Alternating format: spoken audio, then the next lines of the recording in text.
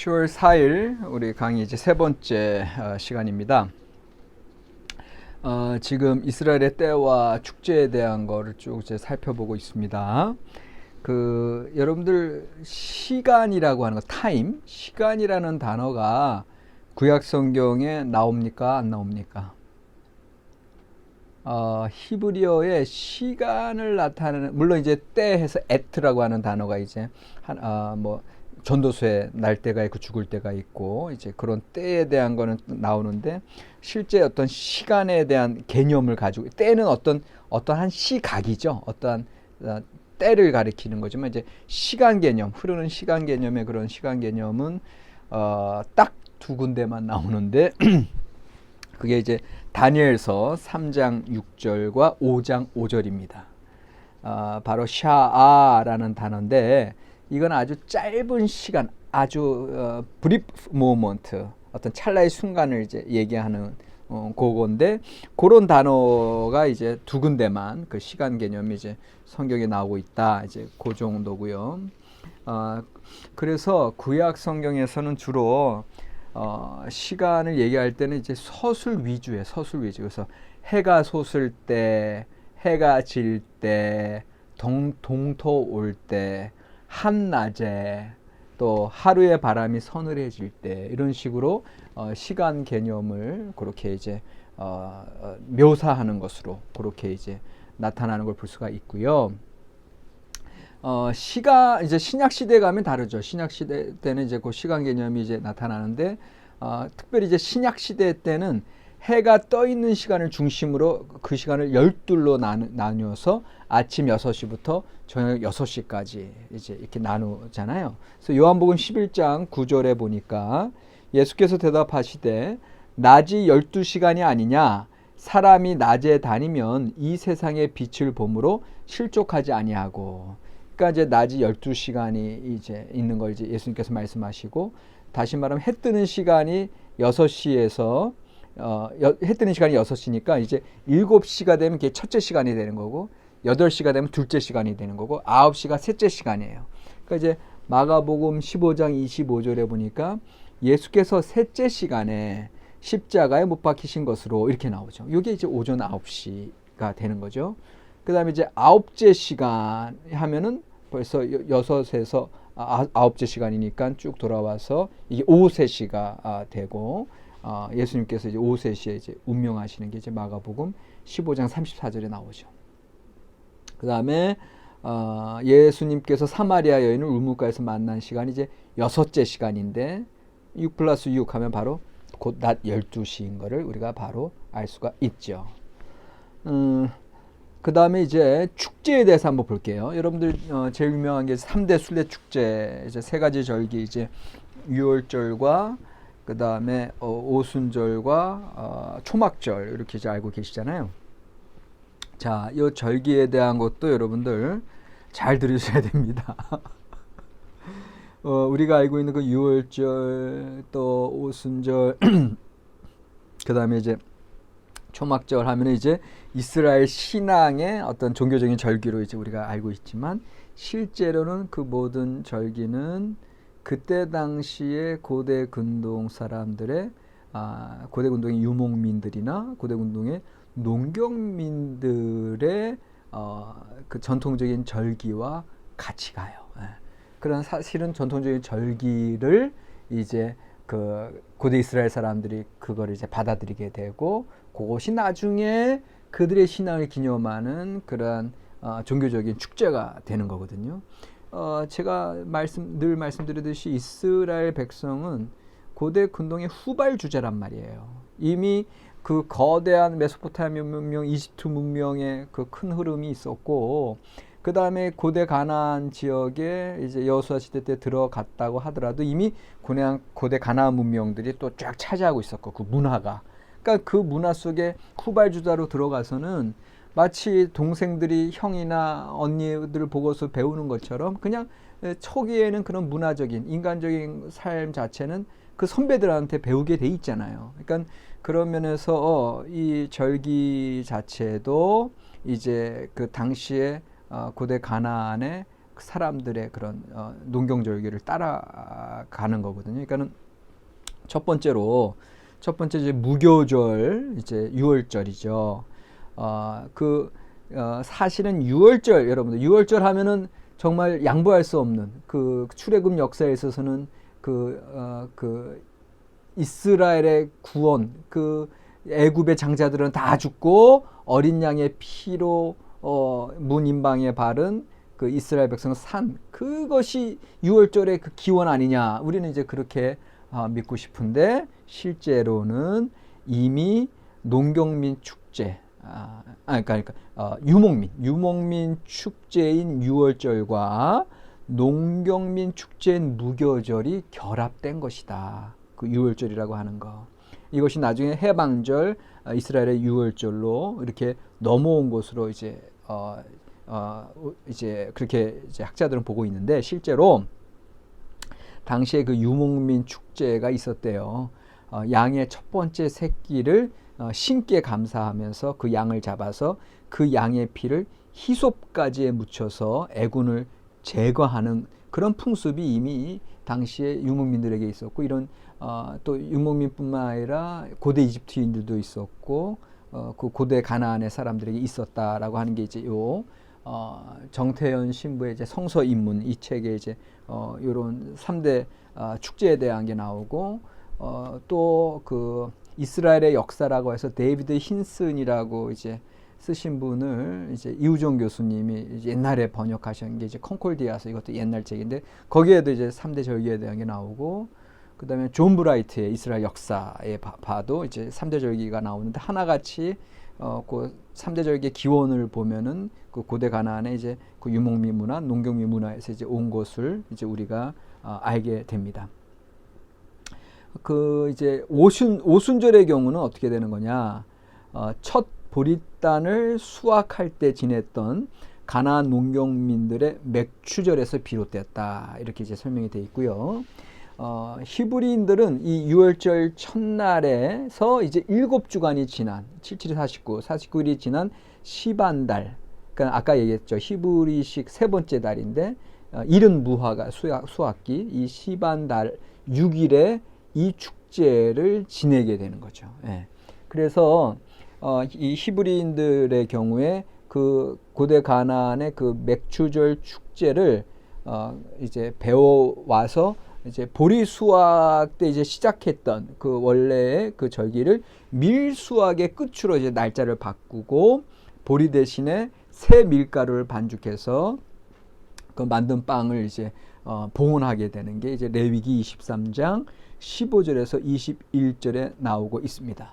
그러면서 이제 이 맥추절도 사실 당시 가나안에서 그 본래 의미가 이제 만물, 첫 것을 바쳐야 한다는 생각을 이제 그들에게 그대로 이제 가지고 와서 곡식의 첫 열매를 이제 하나님 앞에 드린다, 이제 그런 의미로 지금 오순절을 이제 지내게 되면서 그 첫 열매는 곧 뒤에 거두는 수확 전체를 대표하는 것으로 이제 그들이 이제 그렇게 받아들였기 때문에 요 농경민 축제인 맥추절이 이스라엘의 이제 오순절, 유월절이 지난 다음 7주간, 그래서 50일째 되는 날에 이 오순절을 지키게 되고요. 요게 이스라엘 역사 발전 과정 시기에 어느 시기에 이게 시내산에서 율법 받은 것을 기념하는 절기가 되는 거예요.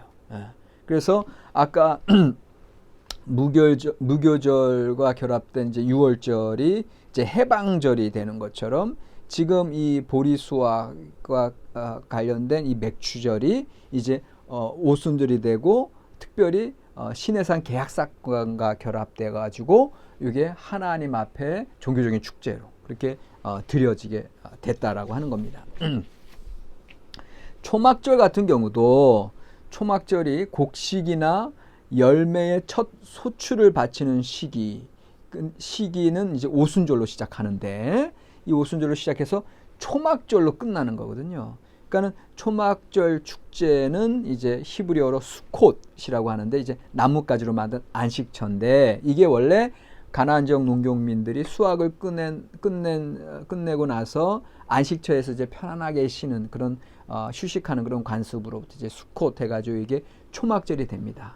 이게 이제 가나안 농경 축제의 이제 추수절이에요. 추수절. 예, 추수절에서 유래가 됐고 사실 그 이제 마지막 수확물은 이제 포도와 올리브인데 그것을 이제 거두어들이는 시기에 이제 추수절 축제를 지냄으로써 맥추절로부터 시작된 그들의 수확절기가 요 이제 추수절, 요 초막절을 통해서 이제 완료가 되는 거거든요. 그러면서 이제 한 해가 가고 이제 새 해가 되는 그러한 일련의 리듬이 이제 흘러가게 되는데, 요게 어떤 이유에선가 요 초막절 수꽃 축제, 이 초막절이 이스라엘 백성들에게서는 그들이 광야에서 방랑하던 시기, 성막과 더불어 그 광야를 지나던 그 시기를 기념하는 그 종교적인 초막절과 결합을 하게 된 겁니다. 그래서 여러분들이 이제 조금 또 당황하실 수도 있는데, 근데 여러분들 사실은 할례도 마찬가지예요. 할례도 아브라함이 하나님과의 그 언약 관계 가운데 이제 할례의 언약, 내 피부로 이제 새긴, 몸에 새긴 언약해서 할례가 이제 아브라함부터 이스라엘의 고유한 것으로 여러분들 알고 계실 텐데, 실제로 구약 개론 여러분들 이제 배경사 배울 때 이미 그런 할례 행사는 이집트에서도 있었고 고대의 가나안 지역에 이미 흔한 행사였거든요. 그러니까는 여러분들 이런 얘기를 여러분들 들으실 때마다 당황하지 마시고 실족해하지 마시고, 지난번에 그 얘기도 드렸잖아요. 그 어떤 천상회의, 그러니까 기존에 그런 고대 가나안의 그런 문학 제도를 차용해서 들어온 거고, 그러니까 그릇이고, 그걸 표현하는 그 알맹이, 그 보물, 그 진리는 여전히 우리한테 그 영원 불변한 것으로 다가온다는 걸 말씀드리는 것처럼, 지금 이거 다 형식이에요. 절기도 형식이고 그 할례 행사하는 것도 다 절기예요. 형식이에요. 그 절기를 통해서, 그 할례 언약을 통해서 진정 얘기하고자 하는 것은, 그 할례 언약은 정말 아브라함에게 주신 하나님의 사랑과 약속과 신실하심에 대한 그런 징표고, 또한 인간의 입장에서는 그 하나님 앞에 이제 믿음의 순종과 철저하게 그 약속을 쫓아가는 삶, 그런 것에 대한 결단이란 말이에요.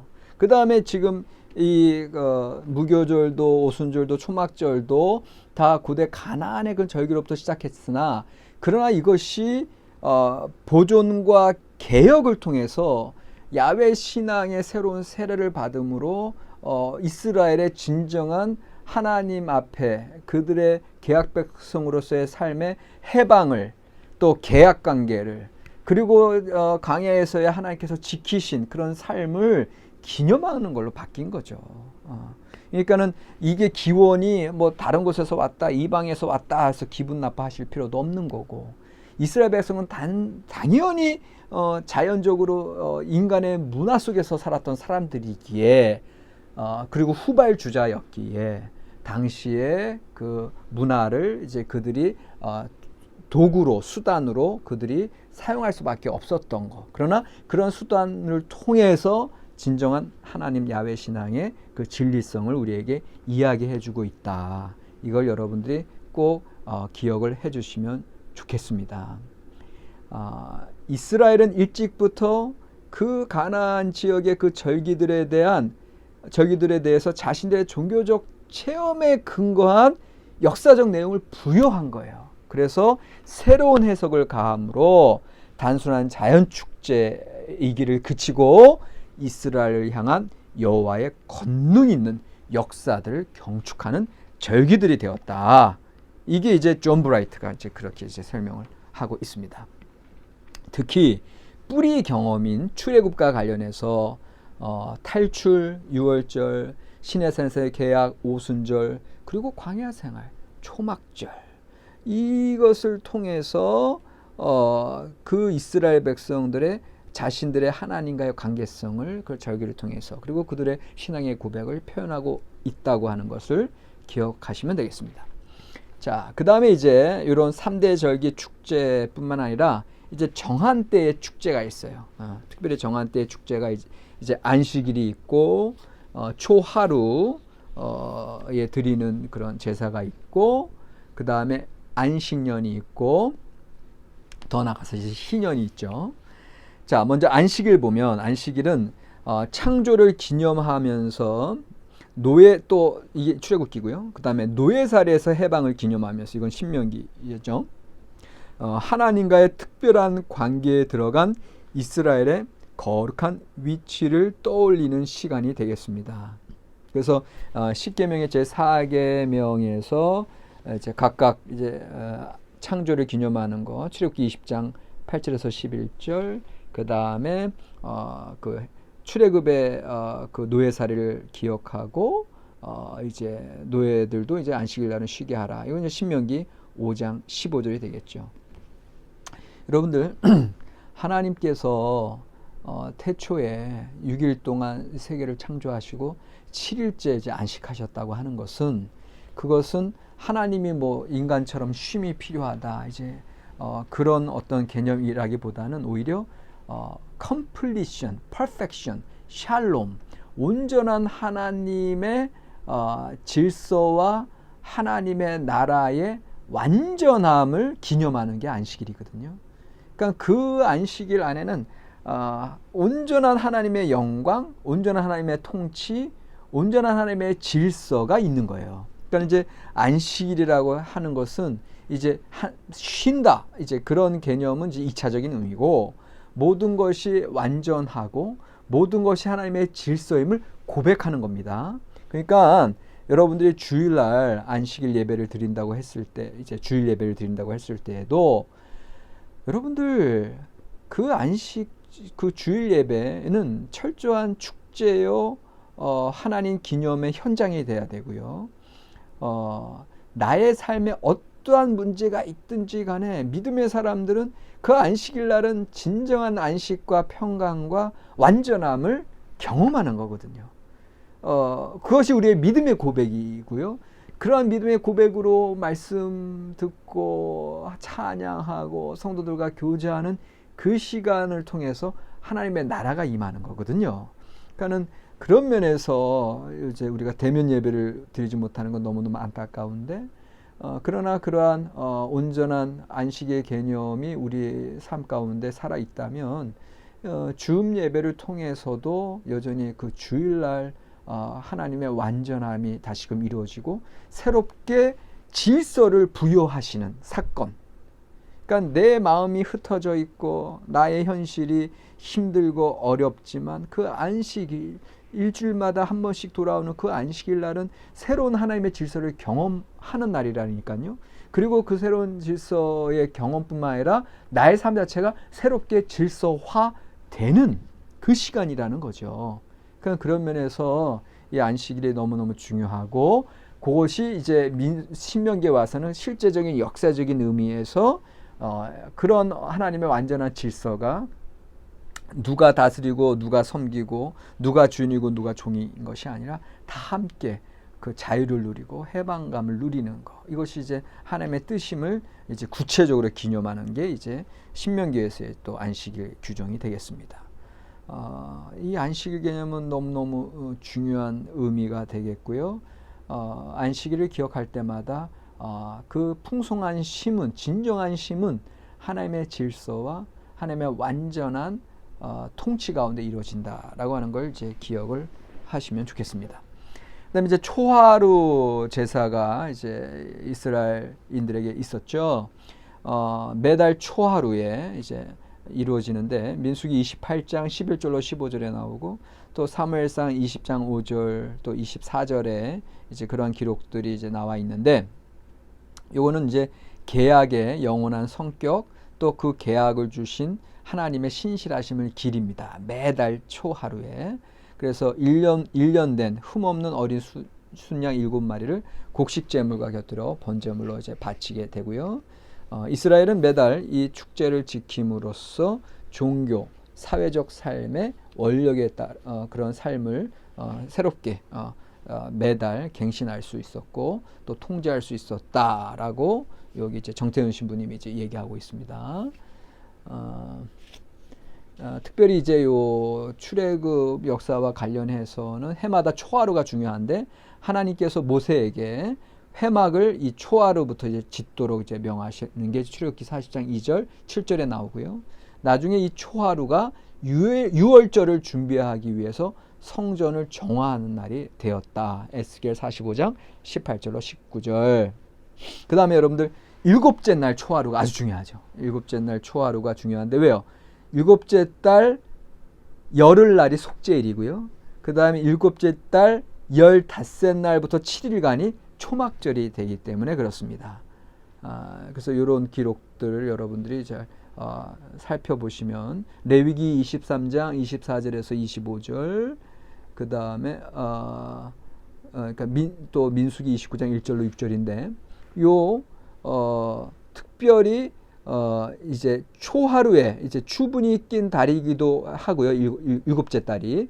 그래서 추분을 새해로 지냈기 때문에 이달 초하루에는 일곱째 달 초하루에는 나팔을 불면서 새해를 경축하죠. 그래서 나팔절. 그러니까 나팔을 불고 그리고 나서 열흘째 속죄일 그리고 이제 보름 15째 날부터 이제 초막절이 시작되는 거. 그러니까 나팔절과 초막절은 또 긴밀하게 관련이 되어 있죠. 네, 오늘날 유대인들은 요 나팔절 이제 새해 시작하는 날을 이제 로시 하샤나 새해로 또 축제를 벌이게 됩니다. 그다음에 이제 안식년이 있죠. 안식년 규정은 이제 출애굽기 23장 10절에서 12절에 나오는데 요 의미는 땅의 원주인이신 하나님께 세금을 내는 것과 같은 원리다. 이를 하나님께서 다시 가난한 사람들 또 들짐승들에게 이제 돌려주시는 그런 원리로 보시면 되겠고요. 또한 동시에 땅을 위해서 지금 지구가 환경오염 때문에 몸살을 앓고 있는데 사실은 이런 안식년 개념에서도 이 땅의 생명력을 회복하는 겁니다.